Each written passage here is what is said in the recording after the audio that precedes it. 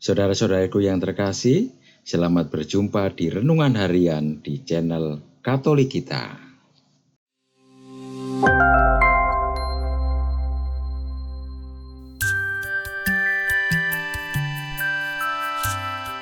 Hari ini, Sabtu, 11 November 2023, Pekan Biasa ke-31. Bacaan diambil dari Injil Lukas, bab 16, ayat 9 sampai dengan ayat 15. Yesus berkata kepada murid-muridnya, "Ikatlah persahabatan dengan mempergunakan mamon yang tidak jujur, supaya jika mamon itu tidak dapat menolong lagi, kamu diterima di dalam kemah abadi. Barang siapa setia dalam perkara-perkara kecil, ia setia juga dalam perkara-perkara besar. Dan barang siapa tidak benar dalam perkara-perkara kecil, ia tidak benar juga dalam perkara-perkara besar. Jadi, jikalau kamu tidak setia dalam hal mamon yang tidak jujur, siapakah yang akan mempercayakan kepadamu harta yang sesungguhnya? Dan jikalau kamu tidak setia dalam harta orang lain, siapakah yang akan menyerahkan hartamu sendiri kepadamu? Seorang hamba tidak dapat mengabdi kepada dua tuan, karena jika demikian, ia akan membenci yang seorang dan mengasihi yang lain, atau ia akan setia kepada yang seorang dan tidak mengindahkan yang lain. Kamu tidak dapat mengabdi kepada Allah dan kepada mamon." Semuanya itu didengar orang-orang Farisi, hamba-hamba uang itu, dan mereka mencemooh dia.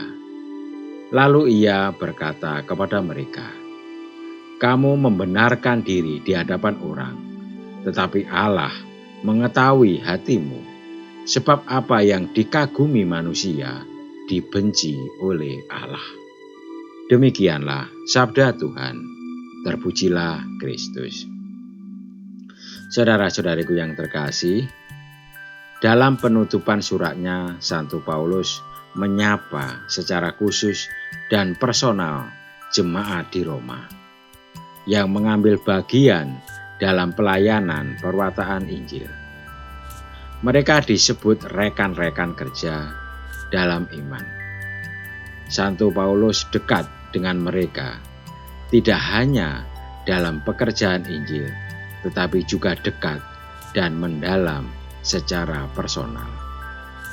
Kedekatan Santo Paulus ini menjadi pilar sekaligus dorongan bagi mereka untuk dekat satu sama lain secara personal. Sebagai pemimpin dan pelayan jemaat atau komunitas, tidak cukup bagi kita sekedar mempunyai rekan kerja yang baik.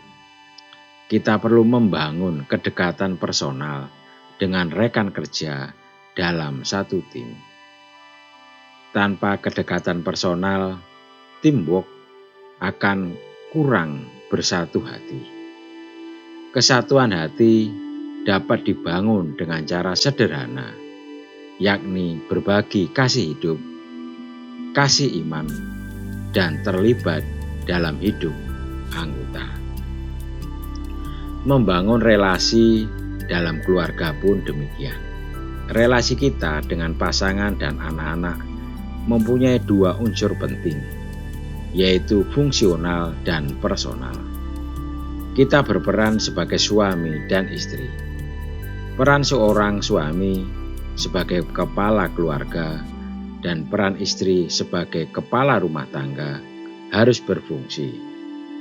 Kedua, fungsi tersebut sangat berpengaruh kepada roda hidup keluarga dan pendidikan karakter serta emosional anak.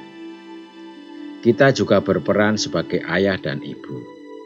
Fungsi itu harus kita jalankan dengan benar dalam proses pendidikan iman dan karakter, seperti kedisiplinan, tanggung jawab, dan hormat.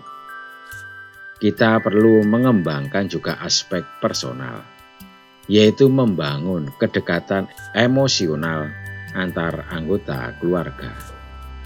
Kedekatan itu dibangun dengan berbagi kasih hidup antara suami istri dan antara orang tua dan anak.